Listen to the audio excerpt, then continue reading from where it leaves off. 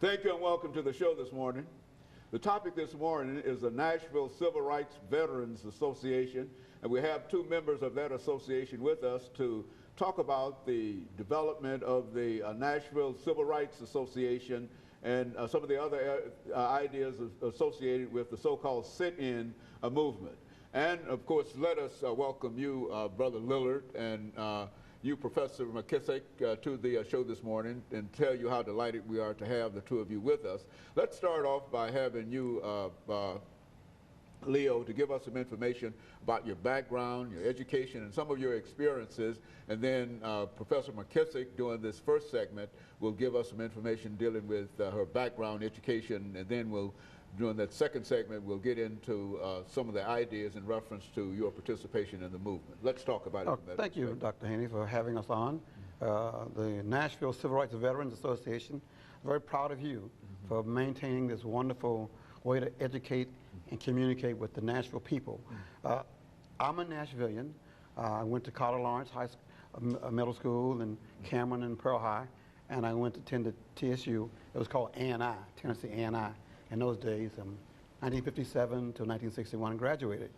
During that time, of course, I was a member of Kelly Miller Smith's church. I was baptized in 1954 in Kelly Miller Smith's First Baptist Church up on 8th Avenue, the old building. And of course, he was the center of a lot of the movement in initial adult infrastructure, into adult organizations.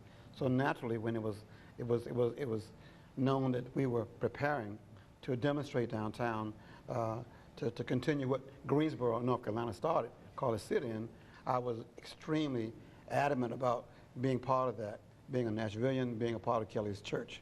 And we continued that sit-in the entire winter of 60, right on through 61.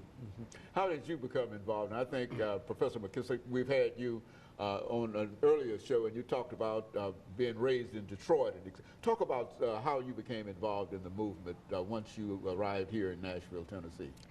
Yes, I'm originally from Detroit, Michigan, and attended school in that city, and mostly went to white schools where I was in the minority and was interested in attending an HBU. And somehow that led me to Nashville. And upon coming to Nashville, I did attend Tennessee A&I University, as Kwame stated. And I was living in the city. This was 1961 when I came, and had watched things about what was going on in the South, but really hadn't made the connections between myself and what it really meant to be black in America till I came to Nashville and really was confronted with adversity and saw Jim Crow firsthand. Not to say that the North did not have these problems, they were just not as openly, you were just not openly conscious of many things that were going on, especially as a young teenager growing up in a middle-class family. But I lived in the cities, and when I came, it was right after the Freedom Rides had occurred and students had been expelled from school. And some of the Freedom Riders were coming around in the student union trying to recruit students to continue what they had started in the sit-in demonstrations in the city. And I volunteered and found myself in the midst of it, facing adversity for the first time in my life. The great civil rights movement in a real sense, the getting ready, trying to be prepared for the movement itself. When you think in terms of your involvement in that movement, what really motivated you over the last minute that we have during this segment? Kelly Miller Smith's sermons on Sunday was basically saying, one motto was, how can you say you love Jesus who you've not seen, hate your brother who you see every day? That resonated with me as a middle school kid when I was at Cameron, and he's constantly reminded us that faith means you act. You don't just pray, you act based on your faith.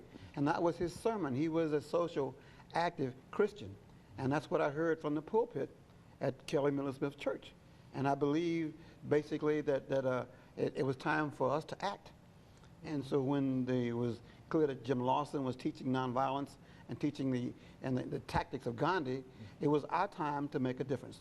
It was we had to say, if not now, then when? If not us, then who? Very good. That was John Lewis. And of course, let us take this first commercial break, and we'll be back with our audience following this very, very short commercial break.